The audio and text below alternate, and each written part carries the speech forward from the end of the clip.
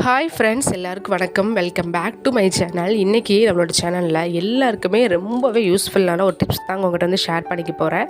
என்னென்னு பார்த்தீங்கன்னா, பூஜை சாமான்களை வந்து நல்லா பளபளன்னு வீட்டில் இருக்க திங்ஸை வச்சு எப்படி பண்ணலான்றதை பார்க்க போகிறோம். ₹1 கூட செலவு இல்லாமல் வீட்டில் இருக்கிற பொருளை வச்சே பார்த்தீங்கன்னா நல்லா புதுசு மாதிரி பளபளன்னு மாற்றிடலாம்.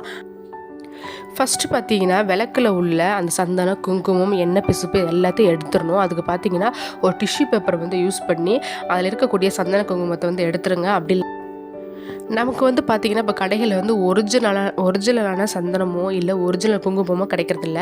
ஸோ அதெல்லாம் பார்த்திங்கன்னா கெமிக்கல் ஆட் பண்ண சந்தன குங்குமம் தான் கிடைக்கிது. அது வந்து நம்ம விளக்கில் ஒரே ஒரு டாட் மட்டும் தான் வைப்போம் அங்கங்கே. அப்படிங்கிறப்ப பிரச்சனை இல்லை.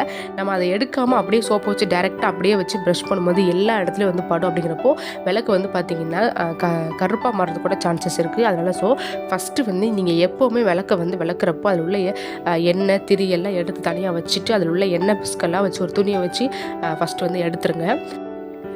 இப்போது விளக்குறதுக்கு ஒரு பேஸ்ட் வந்து ரெடி பண்ண போகிறோம். அதுக்கு பார்த்தீங்கன்னா ஒரு நல்ல ஒரு உருண்டையாக புளி வந்து எடுத்துக்கோங்க. ஒரு கொஞ்சம் பெரிய சைஸ் நெல்லிக்காவோ இல்லை லெமன் சைஸ் நெல்லிக்காய் அளவுக்கு வந்து புளி வந்து எடுத்து கொஞ்சமாக தண்ணி விட்டு நல்லா திக்காக வந்து கரைச்சி வந்து எடுத்துக்கோங்க. இப்போ வந்து உங்ககிட்ட பெரிய விளக்கு அப்படின்னா அதிகமாக தேவைப்படும். ரொம்ப சின்ன சின்ன விளக்கு வச்சுருக்கீங்கன்னா சின்னதாக எடுத்துக்கோங்க. நான் வந்து இன்றைக்கி பெரிய விளக்கு வந்து வச்சுருக்கேன். அதனால் கொஞ்சம் நிறையாவே புளி வந்து எடுத்துருக்கேன். இது கூட பார்த்தீங்கன்னா 1 ஸ்பூன் அளவுக்கு வந்து தூள் உப்பு வந்து சேர்த்துக்கோங்க. இது கூடவே ஒரு 3 டேபிள் ஸ்பூன் அளவுக்கு வந்து கோதுமை மாவு வந்து சேர்த்துருக்கேன். நம்ம கோதுமை மாவு, உப்பு, புளி எல்லாமே வந்து வீட்டில் கண்டிப்பாக வந்து இருக்கும். அதே மாதிரி பார்த்தீங்கன்னா லெமனும் இது கூட வந்து சேர்த்துக்கோங்க. லெமன் பார்த்தீங்கன்னா புளி சேர்த்த அளவுக்கு தான். அதாவது நீங்கள் நிறையா விளக்கு வச்சுருக்கீங்க அப்படின்னா நிறையா சேர்த்துக்கோங்க. இல்லை 1-2 தான் இருக்குது அப்படின்னா ஒரு 1/2 லெமன் சேர்த்துக்கோங்க. நான் வந்து இன்றைக்கி எங்கிட்ட குட்டி லெமன் இருந்ததுனால 2 லெமன் வந்து ஃபுல்லாக வந்து சேர்த்துக்க போகிறேன். இது எல்லாத்தையும் சேர்த்துட்டு தண்ணி எதுவுமே சேர்க்காமல் அந்த லெமன் ஜூஸை வச்சு ஃபுல்லாக வந்து நீங்கள் மிக்ஸ் பண்ணிக்கணும். பாருங்கள், இந்த மாதிரி கொஞ்சம் நல்லா திக்கான பேஸ்ட்டாக வந்து ரெடி பண்ணிக்கோங்க. சப்போஸ் உங்ககிட்ட நிறையா வந்து நீங்கள் ரெடி பண்ணிட்டீங்க அப்படின்னா பிரச்சனை கிடையாது. இதை வந்து யூஸ் பண்ணிவிட்டு மீது இருந்தது அப்படின்னா நீங்கள் ஃப்ரிட்ஜில் கூட வச்சு ஸ்டோர் பண்ணிவிட்டு நெக்ஸ்ட் டைம் வந்து யூஸ் பண்ணிக்கலாம். இப்போ வந்து நம்ம என்ன பண்ண போகிறோம்னா, அந்த பேஸ்ட் எடுத்து ஃபஸ்ட்டு எல்லா விளக்குகள்லையும் பார்த்தீங்கன்னா நல்லா வந்து பின்னாடி முன்பகுதி பின்பகுதி எல்லாத்தையும் நல்லா இந்த மாதிரி தேய்ச்சிக்கோங்க.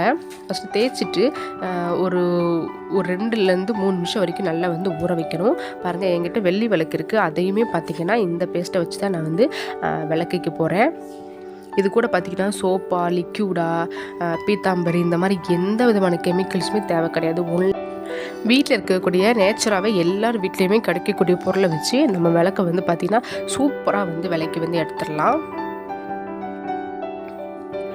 நான் ரெடி பண்ண பேஸ்ட் பார்த்திங்கன்னா எனக்கு வந்து கரெக்டாக வந்து இருந்தது. ஏன்னா நான் வந்து எடுத்துருக்கிறது பெரிய விளக்கு, ஒரு காமாட்சி விளக்கு, அது கூட குட்டி விளக்கு இருக்குது. அதனால் கரெக்டாக வந்து இருந்தது. எக்ஸ்ட்ரா இருந்ததுன்னா நீங்கள் ஃப்ரிட்ஜில் ஸ்டோர் பண்ணிவிட்டு நெக்ஸ்ட் டைம் வந்து யூஸ் பண்ணிக்கோங்க. இது வந்து சில்வர் பாத்திரத்துக்கும் யூஸ் பண்ணிக்கலாம். நான் வந்து இப்போ சில்வருக்குமே உங்களுக்கு வந்து விலைக்கு வந்து காட்டுறேன். 2-3 நிமிஷம் நல்லா ஊறணும். ஊறதுக்கப்புறம் பார்த்தீங்கன்னா நீங்கள் யூஸ் பண்ணாத ப்ரஷ் இருந்ததுன்னா அதை வச்சு க்ளீன் பண்ணிக்கலாம். அதாவது நீங்கள் குட்டி விளக்கு எல்லாமே ப்ரஷ் வச்சு நீங்கள் க்ளீன் பண்ணிக்கலாம். பெரிய விளக்கு எல்லாத்தையுமே பார்த்தீங்கன்னா நம்ம வந்து ப்ரஷ்ஷை வச்சு க்ளீன் பண்ண முடியாது. அதனால் பார்த்தீங்கன்னா தேங்காய் நார் இருக்குது பார்த்தீங்களா, அந்த தேங்காய் நார் வச்சு விளக்குனீங்கன்னா நல்லா பளபளன்னு மாறிடும். முன்னாடி பார்த்தீங்கன்னா நம்ம வந்து புளியும் தேங்காய் நாரை யூஸ் பண்ணி தான் வீட்டில் வந்து விளக்கு வந்து விளக்குவாங்க.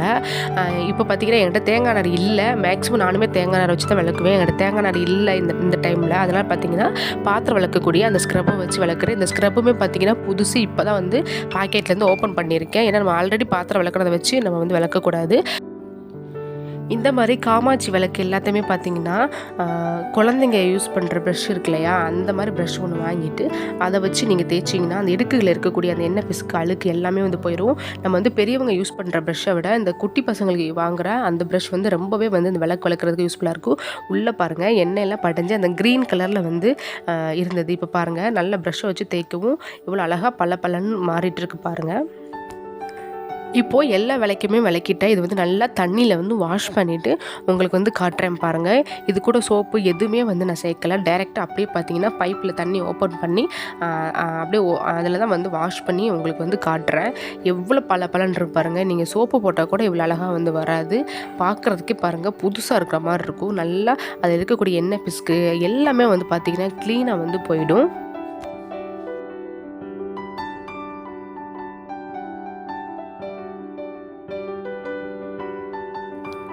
ரொம்பவே ஈஸியாக எந்த விதமான கஷ்டமும் இல்லாமல் ரொம்ப ரொம்ப கையை வச்சு அமுக்கி தான் தேய்ச்சி கழுவணும்னு கிடையாது. ஜஸ்ட் அதை வச்சு ஒரு 2 நிமிஷம் ஊற வச்சாலே போதும். அதில் உள்ள அழுக்கெல்லாம் ஆட்டோமேட்டிக்காக வந்துடும். கையே வலிக்காமல் விளக்கு பாருங்கள் நல்லா பலன்னு ரெடி ஆயிடுச்சு. இப்போ முக்கியமான ஸ்டெப் என்னென்னு பார்த்தீங்கன்னா, எப்போவுமே கழுவி முடித்தோடனே அந்த ஈரத்தோடு விளக்கை வைக்காதீங்க. அந்த தண்ணி அப்படியே படிஞ்சு அந்த இடம் பார்த்திங்கன்னா ஒரு மாதிரி திரளையாக இருக்கிற மாதிரி இருக்கும். ஸோ அதனால் பார்த்திங்கன்னா எப்போவுமே விளக்கி முடித்து எடுத்துகிட்டு வந்தோடனே ஒரு நல்ல சுத்தமான துணியை வச்சு விளக்கை நல்லா இந்த மாதிரி தொடச்சி ஈரமே இல்லாமல் எடுத்துகிட்டு கொஞ்சம் நேரம் ஃபேனுக்கு கீழேயோ அப்படி இல்லைனா நீங்கள் பகலில் விளக்குறீங்க அப்படின்னா வெயிலில் 1லேருந்து ஒரு 2 நிமிஷம் நீங்கள் வச்சிங்கன்னா அழகாக தண்ணியே இல்லாமல் க்ளீன் ஆகிடும். அப்புறம் பார்த்திங்கன்னா விளக்கு நல்லா சூப்பராக இருக்கும். இந்த மாதிரி மெயின்டைன் பண்ணால் விளக்கு நம்ம ரொம்ப நாள் மெயின்டைன் பண்ணலாம். கண்டிப்பாக எல்லாருக்குமே இந்த மெத்தட் யூஸ்ஃபுல்லாக இருக்கும். நீங்களும் ட்ரை பண்ணி பாருங்கள். நிஜமாகவே நல்ல ரிசல்ட் கிடைக்கும்.